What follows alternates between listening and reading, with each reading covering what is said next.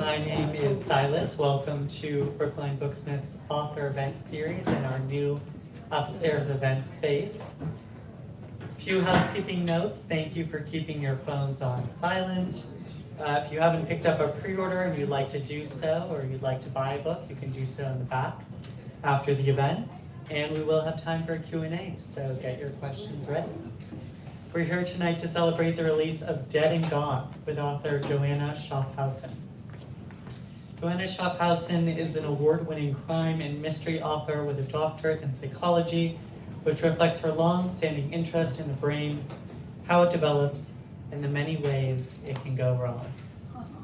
Her past books include The Vanishing Season, No Mercy, All the Best Lies, Every Waking Hour, and Gone for Good.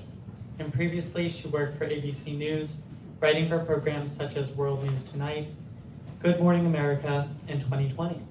Welcome, Joanna. Thank you. Thank you all for coming. Yeah. Dead and Gone is the next installment,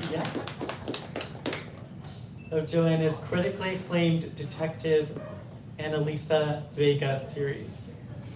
For Chicago police detective Annalisa or Annalisa? I don't think she cares. Part of her personality trait. Sam Tran's death presents an ominous puzzle. The ex-cop turned PI is found hanging from a cemetery tree with a message across his chest that suggests that someone holds a murderous grudge against the police. But Annalisa suspects that the real answer lies in one of Tran's open cases. She believes he stumbled on a dark secret during his investigations and someone killed him to keep him quiet. Her own family harbors plenty of secrets as well, something Annalisa is reminded of when her brother turns out to be one of Sam's last clients. Vinny Vega hired Tran to find a dangerous stalker on his daughter's college campus. Now Sam is dead and the stalker remains at large, with Annalisa's niece Quinn firmly in his sights. To protect Quinn, Annalisa begins tracing Sam's steps back through his open cases, which include not only the campus stalker, but also a brutal double homicide from 20 years ago. Did Sam finally find the killer? Did he uncover the stalker's identity? Annalisa must figure out which secret Sam got killed and fast, or someone else will die. We're so happy to have Joanna here back with us in the store, and we had her last year for Long Gone, which was so exciting. Please welcome back Joanna Schaffhausen. Thank you all for coming out on this. It turned into a pretty nice day. It was very rainy earlier. Yes. Dead and Gone, the third one, my 8th book. I can hardly believe it. Normally I talk about the crimes that are in the book, but there's 5 of them this time, so I'm not so much going to get into the crimes, because the only one that I think I could talk about, I can't really talk about without it being a spoiler. So I will talk about the structure of the book, which is a bit unusual. It is an homage to a crime novel from 1997, I think, that I really liked by Carolyn Hart, called Death in Lover's Lane. It's part of her Henry O series. And in that book, her sleuth, Henry O, is a journalist, and she's working on a college campus. And she has this graduate student who's trying to do a final project and trying to figure out what to write about. And she has 3 cold cases, or 3 cases she might write about.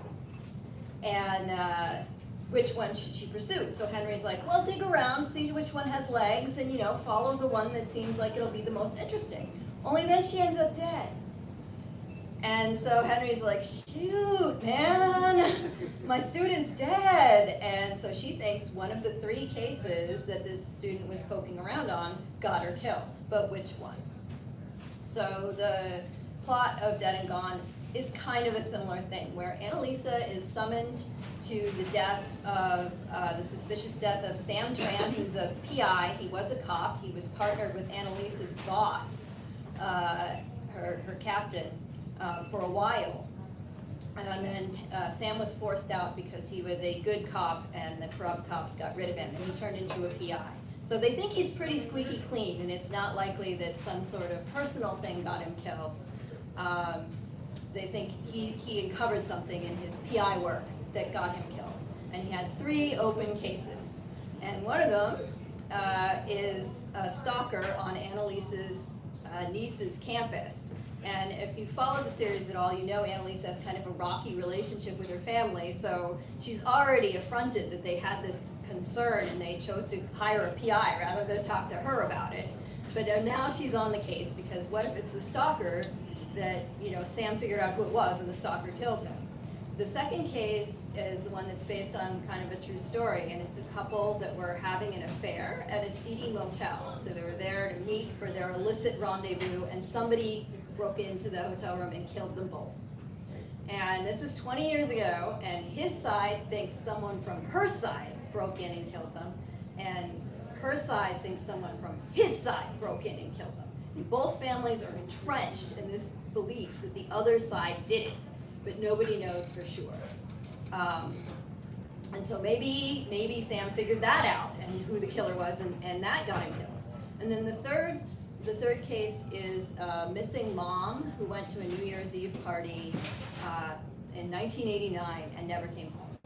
And so her very young daughter at the time is now grown and pregnant herself, and she feels like she can't really know how to be a mom until she knows what happened to her mom. But nobody's taking on a cold case from 1989, so she hired Sam Tran. And did he figure out what happened to this mom, and did that get him killed? So one of these cases, Annalisa thinks, got him killed, but she doesn't know which. So if you're counting, that's 4 cases so far that Annalisa has to solve. Sam's death, the stalker, the double murder at the hotel, and the missing mom. And for just a little fun, there's also a guy in a chicken mask running around holding up convenience stores. So she has to figure best that. She and Nick, her partner, have to bust the chicken bandit too. So that's 5 cases in one book. It is a lot, but it's never boring. I have to tell you, there's something happening on pretty much every page when you have to solve this many crimes. And so it was an interesting puzzle for me because I had to solve 5 crimes. And for Annalisa too, I really put her through her paces, I think, in this one. I'm just going to read a little bit because I've discovered some people really like hearing the reading. And so I'm going to read from the prologue, just a couple pages. Flies are attracted to dead things, like he is. One buzzes through the open window and lands on the sweaty orange cubes of cheese that some girl from Delta Gamma Nu put out in an effort to make the party seem classy. The fly performs a leggy dance, inspecting this unexpected bounty, and he smiles in appreciation within the humid confines of his gorilla mask. Californiae, the blowfly, arrives within minutes of death, drawn by the gases and the fluids of decaying flesh.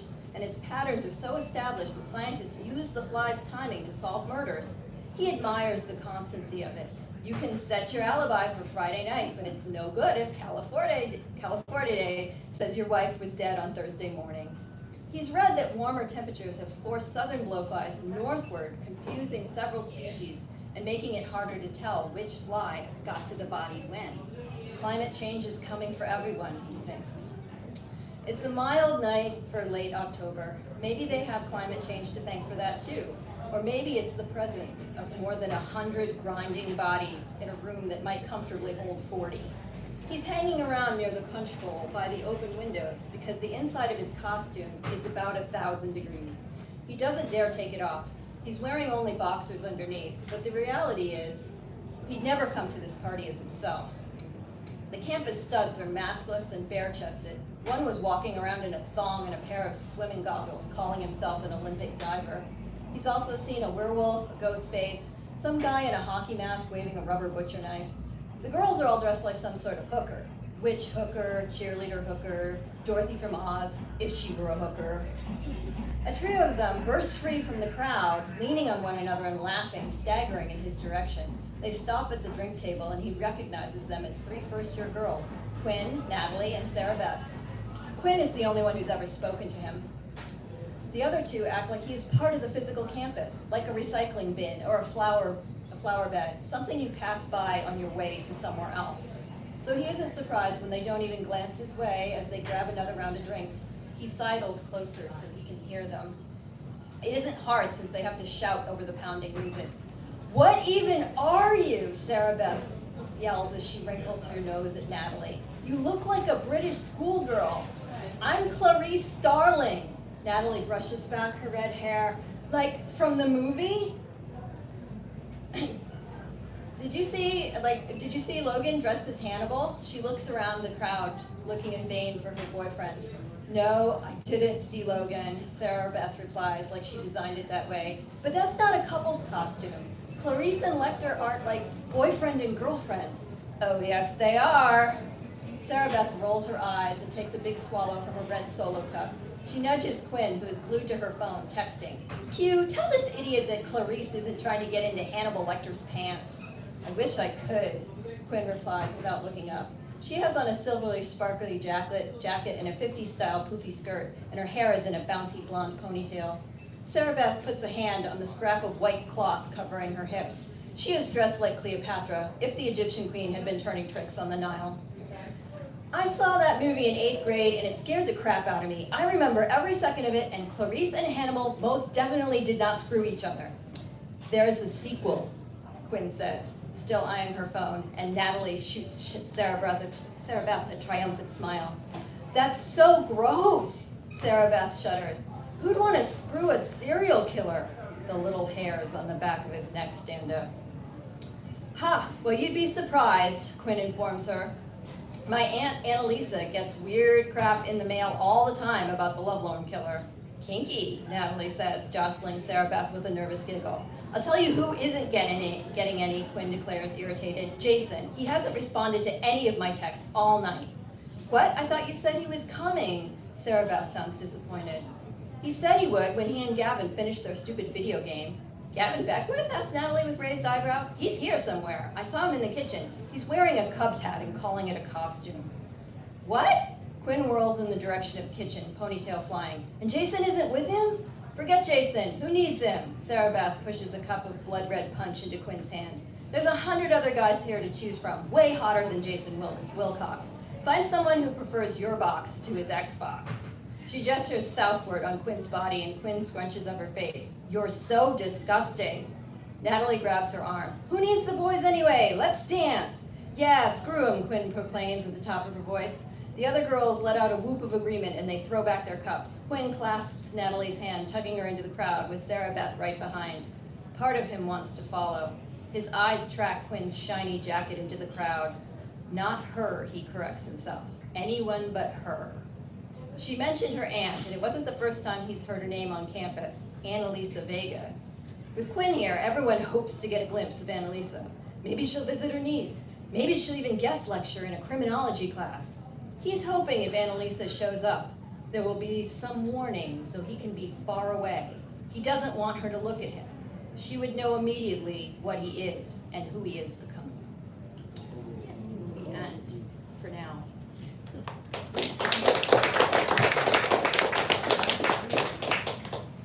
So yeah, that's the basic structure of the story. It is like, let's make a deal, where behind one of the doors is a murderer. So we're gonna play that. All right, I need my trusty assistant.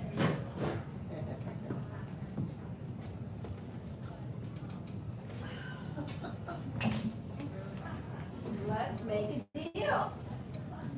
So,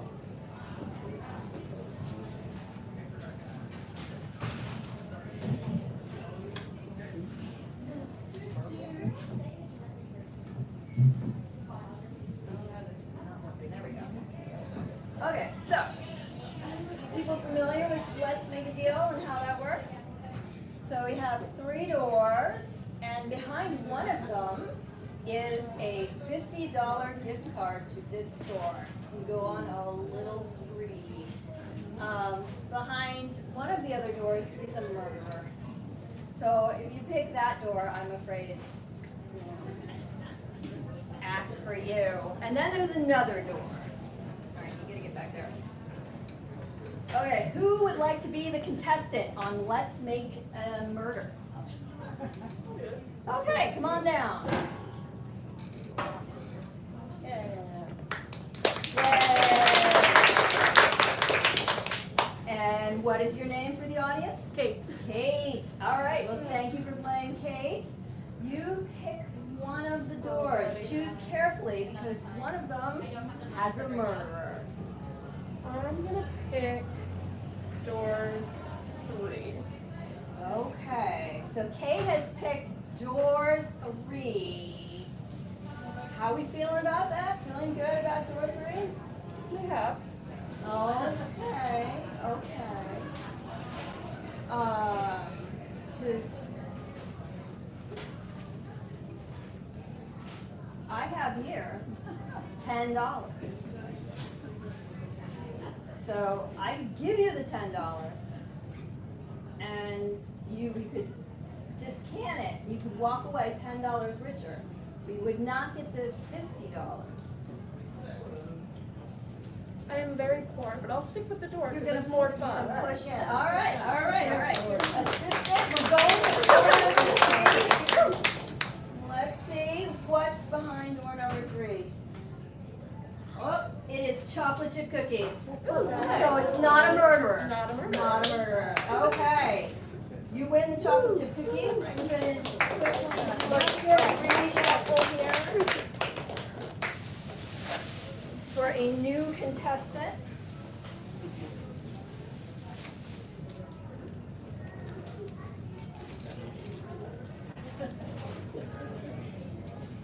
Okay, I need another. Can you shut the door so there's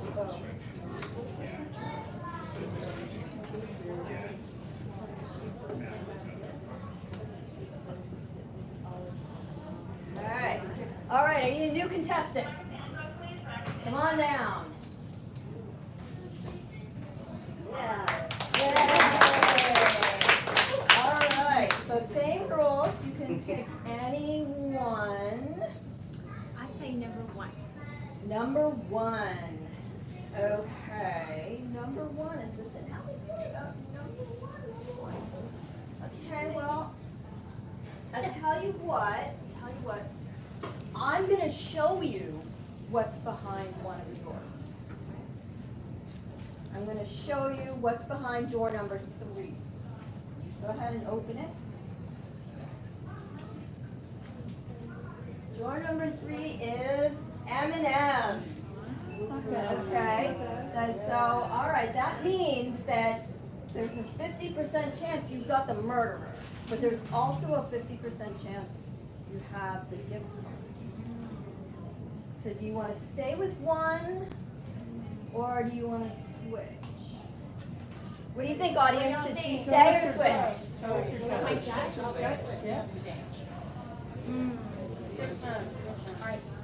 All right, she's sticking with one. Assistant, what is behind door number 1?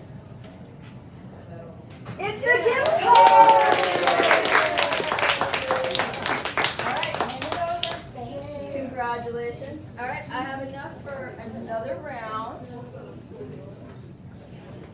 We have a second gift card. Oh no! Oh no! Oh no! The door! Yes. Oops. Oh. Yes. Good enough. All right. So I'm moving them around. Where did my second gift card go? Okay.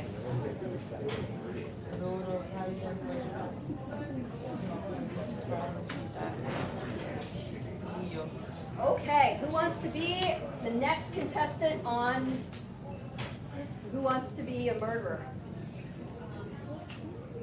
Come on down. Yay! So of course, Annalise is playing this in the book, and there's an actual murderer behind the book.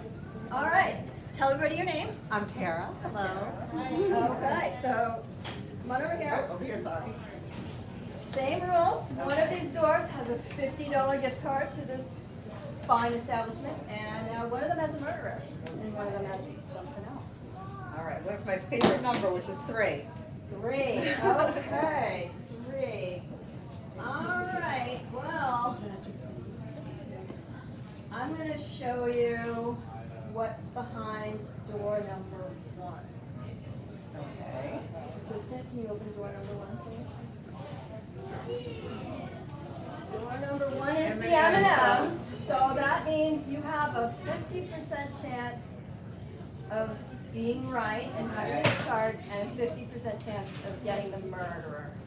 I'm still going with door number 3. Yeah, what do you think? Sticking with my. Stick. Or should I stay? Go for the survey from the audience. No, follow 3, your 2. gut. Follow your gut. All right, go with 3.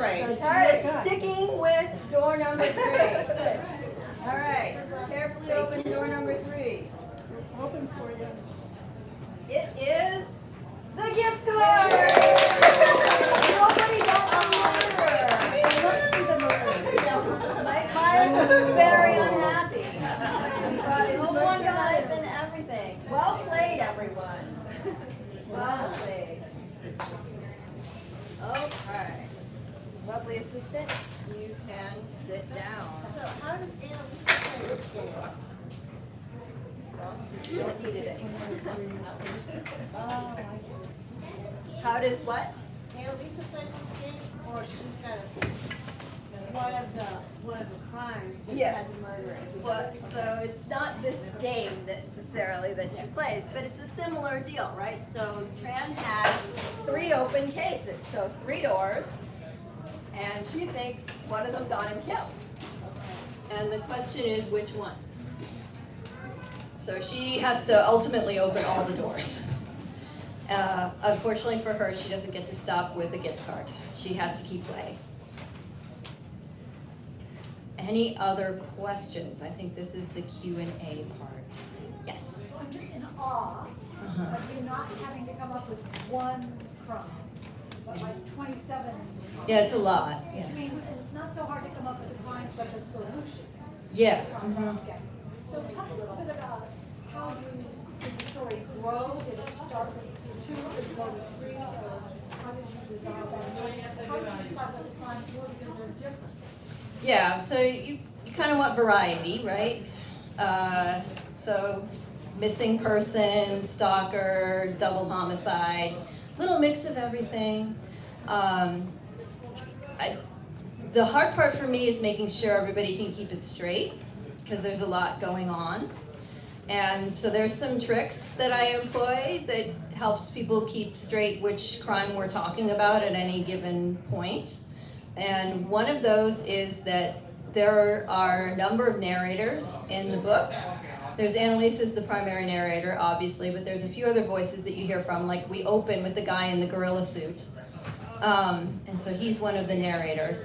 But anytime you're hearing from a narrator who's not Annalisa, it's the campus stalker case, which is actually the A-plot.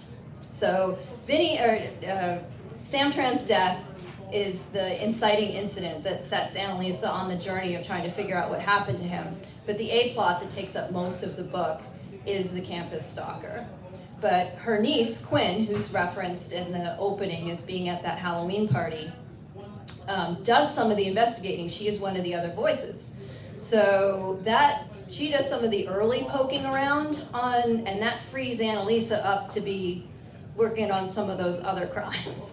So while Annalisa's solving the double homicide, Quinn is looking into the stalker case. And when that heats up and Quinn gets in over her head, Annalisa's free to join her on that plot. And then the missing mom actually gets wrapped up at the sort of after the other two are already solved. And then of course what actually happened to Sam Tran is the very end, because that's the solution to the whole mystery. In terms of where the crimes came from, they're all different. But the motel case is the one that is real. And I just thought it was really fascinating. What I think is most fascinating about this is the two families that have formed completely different theories of what happened and become entrenched, and they're both very certain that they know the truth, and of course they can't both be right, and in fact neither of them may be right. But when you live with that for 20, 30 years, and somebody finally comes along and says, here's the truth, how do you go on? Like, how do you reintegrate that into your whole emotional understanding of what happened to your loved ones? So it's always the emotional truth of the crime that fascinates me. I like the puzzle aspect too of how the detective figures things out. That's always fun. But it's the emotional truth that keeps me writing about crime, I think. Yes? So what's your process? Do you do these scenes play out in your head like in a dream or in the shower, or like how do you get these ideas? How do I get the You're ideas? in a notebook all the time? Yeah, I mean, I jot down ideas when they come to me. Ideas, of course, any writer will tell you, come from everywhere. Like, you're walking around and somebody says something to you and you're like, oh, that's cool, I'll write that down. Or you're in the subway and you see somebody and you're like, he's interesting, or you're reading a nonfiction book about the topic that seems like, oh, I could make this into a fiction story or something. Like, I follow a fair amount of true crime, and I'm always interested in the stories that, again, have some emotional complexity to them. And then, yeah, I just sort of start, this is the 8th book I've written. It's, gosh, what's 23 plus 7? 30. The 30th novel that I've written. Like, there's a lot of non-published books before these. And so, but the benefit of doing that is that I'm very good at figuring out what is a 100,000 word story. Like, I can tell when I have enough. Like, ooh, this has enough meat on it, enough legs, enough subplots, enough interlocking pieces. This will be a 100,000 word book. And I'm right every time now, which is, I don't end up with 150,000 words and have to cut it down. I don't end up with 60,000 words, and it's 100,000. So all that practice, I sort of know how many ingredients I have to put in, and then I'm like, all right, it's good. And yes, the shower is very good for thinking. Yes, keep me. Did you find Annalisa or Ellery easier to write? So the question is, did I find Annalisa or Ellery easier to write? Ellery is the star of the first series, Ellery Hathaway, and Annalisa is the star of these books. I think what's interesting to me about Annalisa and Ellery is they kind of grew together. So Ellery, survived a serial killer at age 14, and he's like Ted Bundy famous, so everybody was obsessed with the story and her role in it, and she used to figure out how to make peace with that and live her own life. So she starts out very angry and moves more towards peace and like having stable relationships and being a part of society and finding her own way. And Annalisa starts off pretty happy and content, and with a family where she's got 3 older brothers and a mom and dad who, as far as she knows, has always loved each other, and she's on the force that she's always wanted to be, so she has her cop family, and it's all good, and then it all goes to hell, like all of it, in the first book. So she ends up more like Ellery at the end, and Ellery moves closer to Annalisa. So they are different people still, and in terms of who's easier, it's book by book. It's whether the book is easy or not. So like Gone for Good, which is the first Annalisa book, super easy to write. I wrote it, I had an idea and I just went. It's the closest I've come to ever pantsing anything. I think I wrote the whole thing in 10 weeks. And then Annalisa 2 was Long Gone, very hard. Very, very, very hard. Very, very hard. Katie's one of my beta readers, so she knows I had to start that book over. Yeah. Yep. So yeah, that was hard. And I think part of the reason it was hard is I did not write Long Gone with the idea that Annalisa would be a series character. I wrote it as a standalone. And then the publisher said, we want more, and you never say no when the publisher says we want more. And there were 3 years between when I signed the contract for Gone for Good and Gone for Good came out. So I wrote it in 2018 and signed the contract then, and it came out in 2021.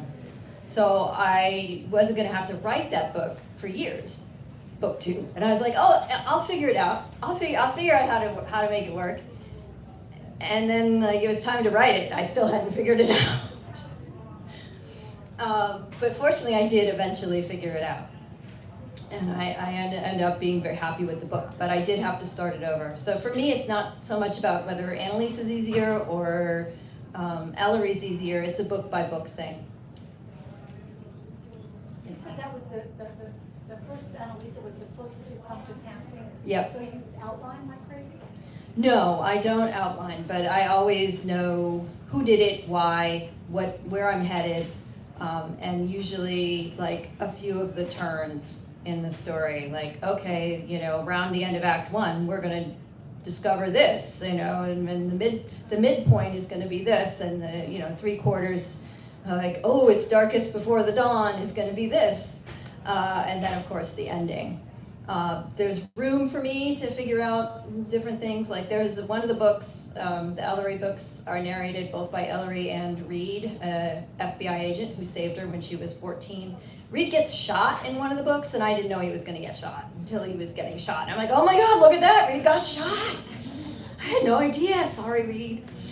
So there is room still for discovery, but I definitely have a roadmap, usually before I start. Yes, father. So is it easier or harder to write a series? If somebody said to you, write another 5-book series or write 5 standalones. Yeah. Which is easier, a series or 5 standalones or a series of 5 books? Again, I think it's a book by book thing.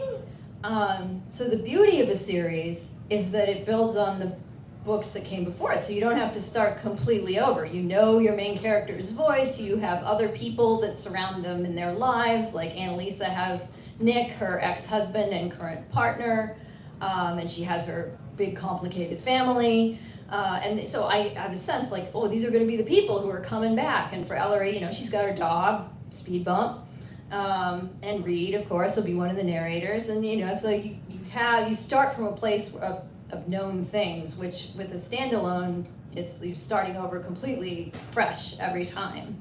But what you also have your main characters and the people, and you have to figure out, okay, now what story am I telling about these same people? Like, okay, gotta get the band back together. What are they gonna sing this time? Are they putting out a new hit or doing the golden oldies, or what's happening? And in a standalone, there's some more danger, where like Annalisa's not gonna die, right? She's under contract for 2 more books. She's not going anywhere. Yeah, sorry, spoiler. So when she's in danger, your heart might skip a little bit, like, oh, Annalisa's in danger. How's she gonna wiggle out of this one? But she's gonna wiggle out, right? Like something's happening. But in a standalone, you never know like what twist or turn it's going to take, and the narrator doesn't necessarily have to survive the book. So it's a different kind of writing, and you can also make it a different kind of book. Like these are all going to be investigation procedural type books, whereas a standalone could be anything from more cozy to traditional to noir to suspense. So there's a freedom with starting over that you don't get in a series. They each have their own joys and they each have their own frustrations. Yes, Kate. So kind of going back to like when you said sometimes like, oh, Reed got shot, you didn't know that was gonna happen.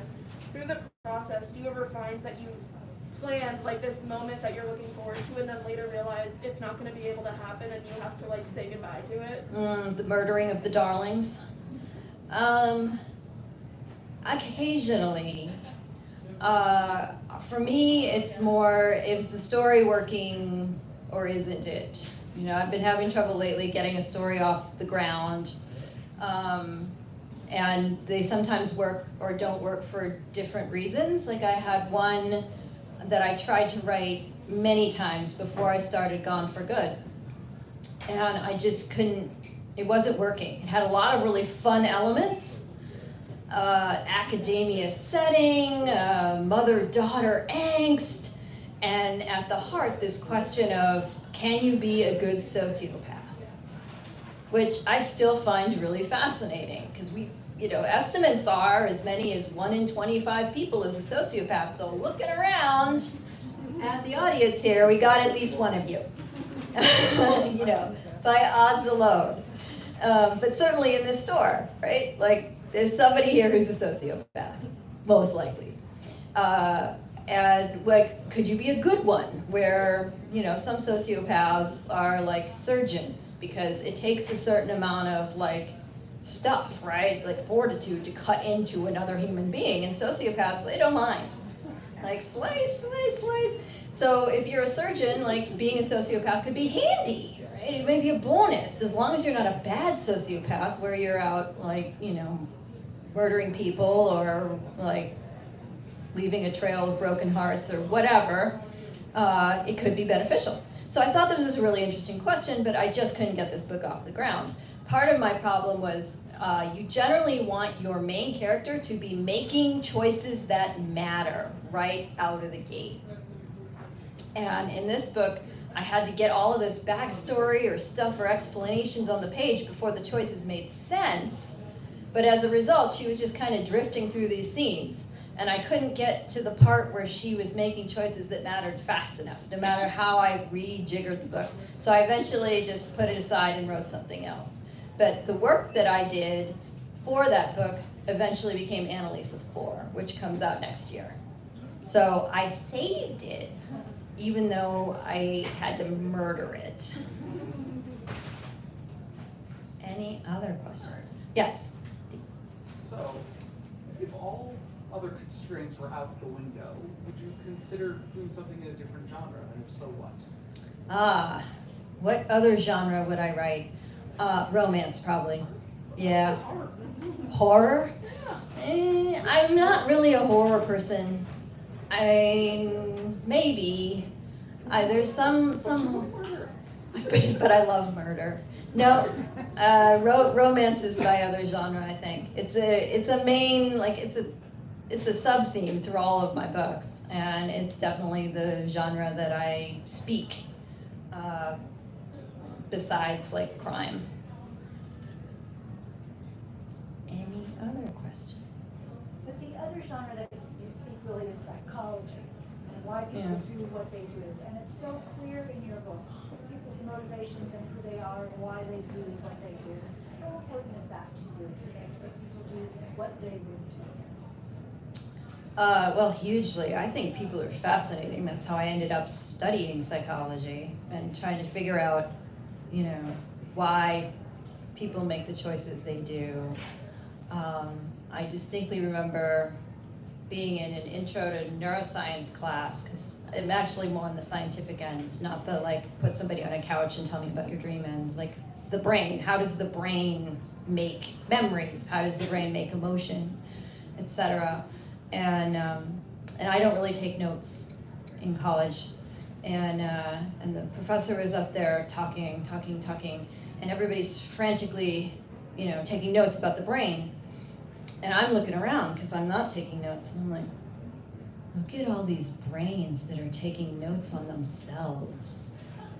Because, right, it's your brain that's taking notes, and he's up there lecturing about the brain. So it's a whole bunch of room full of brains that have come to understand themselves.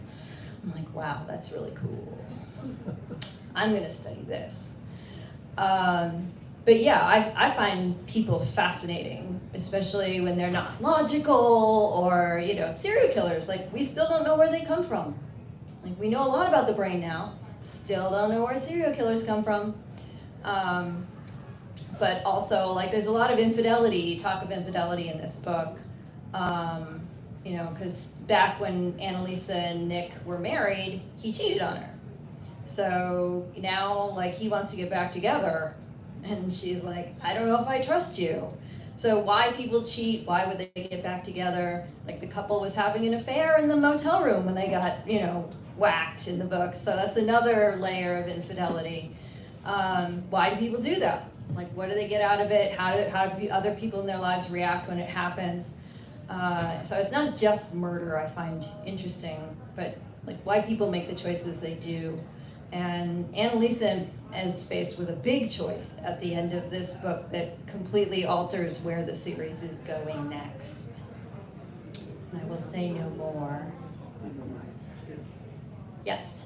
So speaking of neuroscience, when are the slugs going to make an appearance? When are the slugs going to make an appearance? That never, probably never. Sorry. Yeah, my research was actually on sea slugs and their neurons, because they have big neurons, so you can poke them with little electrodes and see what record what their neurons are doing. So yes, if there's slug post offices anywhere, my picture is up there as like a mass murderer of sea slugs. Yes. Do you have any like rituals around your writing, like certain times of the day that you like? I'm just curious to know what your writing day looks like. When she's in school. You can probably relate, yeah. Tara has twins who are the same age as Eleanor. They're actually in the same school. Yeah, for me, sometimes I have to trick myself into writing, where I'll open the document and I'll be, futzing around on the internet, and there's documents sitting there, and I'm like, well, all right, I'll just write a sentence. Just one, I can write a sentence. And then I'm like, oh, maybe 2 sentences. Okay, this has legs. And next thing you know, I've written 2,000 words. Other times it's like, okay, I wrote my sentence, back to Twitter, I think there's so many writers in this room, Tara, Hank, Edwin, Lee, Elizabeth, John, missing anybody? Keith, of course, you have poetry. Not Dan. Anyway, if you've done writing for any length of time, yes, you have things that work for you sometimes, right? But then sometimes it doesn't work and you have to try something else. But the important part is you keep going. That's the only way you fail as a writer is if you stop. So even on days when I don't get a lot out, I still okay, well, I did something. And I think, again, this is something writers know, a lot of the work is done away from the keyboard, thinking about the story. And it might come in the shower, or you're like, oh, that's the answer, or you're on a walk, or you're driving somewhere, but you're always thinking about your characters and the plot, and then you can go back to the keyboard and download it. Those are the great, if everything's working for me, I'm literally just downloading scenes from my head that I've written somewhere else. Back when I had a day job, it was usually in a boring meeting. I look like I'm there, but I'm not really there. So I'm somewhere else in my head writing crime fiction, and then I would go home and I download it from my brain. But beyond that, no, I like a quiet house, with nobody else. And I've said writing in the pandemic was really hard because suddenly everybody was there. She was in 5th grade and needed help with Zoom school.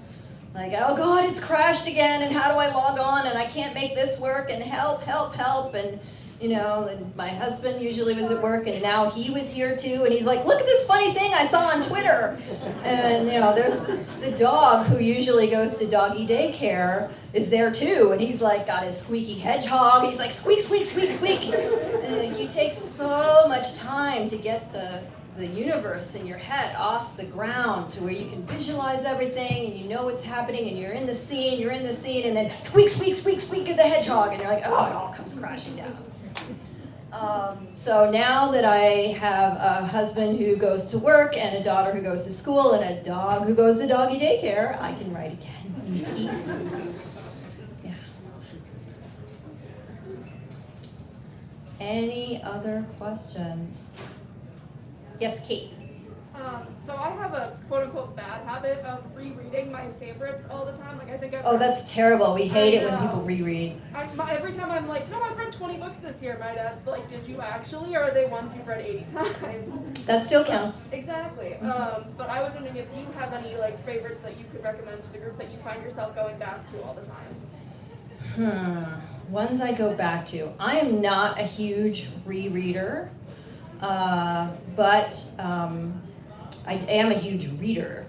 And so, like for me, I have, so many friends and excellent writers in crime fiction, so I'm always reading like whatever Hank has coming out or Edwin has coming out. They put out a book a year, and then I have plenty of other friends who also put out a book a year, and that keeps me pretty busy. I like, well, aside from Hank and Edwin, who I both love, I like Frederick Bachman outside of crime fiction. He's sort of crime adjacent, I would guess. I always joke that if I were to kidnap a writer Misery style and keep him in my basement, it would be Frederick Bachman.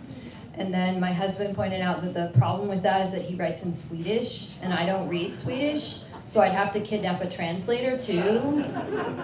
And it starts getting really dicey.